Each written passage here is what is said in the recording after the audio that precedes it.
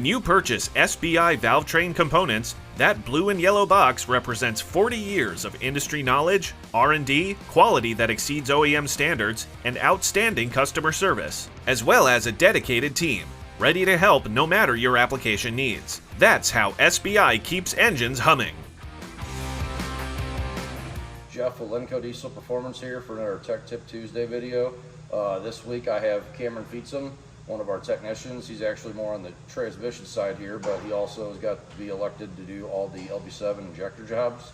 So obviously we get a lot of them on LB7s, and there's a method, a trick that we've developed and started using around here to help save comeback and some major problems, save a ton of time, a lot of money. We wanted to show that. So we're going to jump under the hood of the truck, and I'm going to let Cameron run through what we're doing. So anybody who's familiar with LB7s knows that they're very prone for leaking on the injector return line underneath the valve cover, causing your crankcase to get filled with diesel fuel, and that leads to all kinds of different issues. So we developed a method to test it by inserting a barbed fitting into where the return line meets the head. We welded the end of it to isolate the head out of the system, so it checks the integrity of the return line itself. Because if you're in the field or just a person that does it yourself, you know that good parts are hard to come by these days. You can get some cheap lines where they don't fit right, you got to bend on them, whatever. So good AC Delco lines is what we prefer to use here, and they're just so hard to come by that we had to come up with a different solution to our issue. So we have this gauge set up. So your barb fitting goes here. Click this light on. So your barb fitting goes in here in the front. Used a factory style bolt, welded a fitting to that.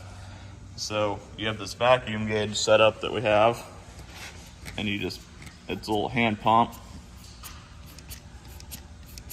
You can pump it up, and it only will create so much vacuum on it, but you can see it's not bleeding off, and it holds pressure very well.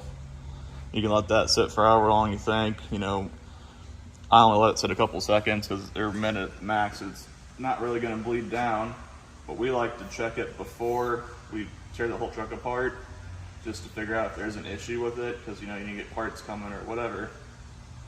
But if you see when I pump it up, and then if I just crack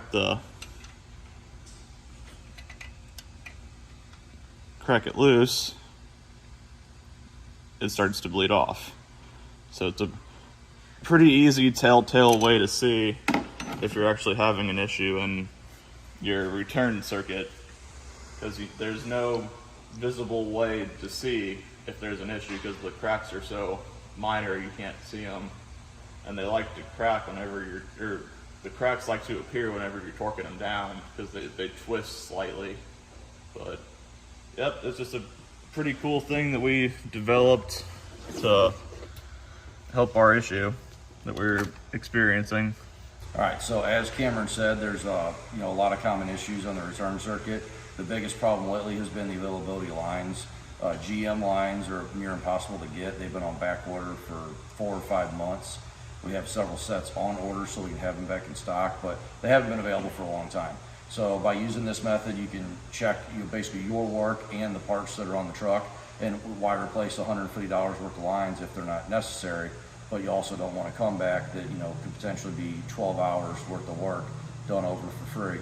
So by modifying the bolt here, it's very simple, easy way to do it. It literally takes 2 minutes extra time, but you're saving potentially 12 hours. So and then just to talk about the bolt here, what we did was we used the bolt from XTP, I believe it was, that is designed for a Cummins intake bolt so that you can hook up a boost gauge. So it's an 8mm bolt that's drilled with an 1/8 inch female 1/8 inch pipe fitting in the end, so you can hook up a boost gauge. And then we drill the hole in the side, plug the end up. Well, a couple times torquing it and using it around the shop, it actually broke it. So we took a factory bolt, banjo bolt, welded the end up, and welded the bolt that we had with the fitting to the head of that bolt. So there's many ways you can do this. It's pretty simple. You can get a steel barb fitting. You can get a piece of tubing weld it to a factory banjo bolt. It's very easy to make this, so works great. Hopefully this saves you a lot of time. Thanks.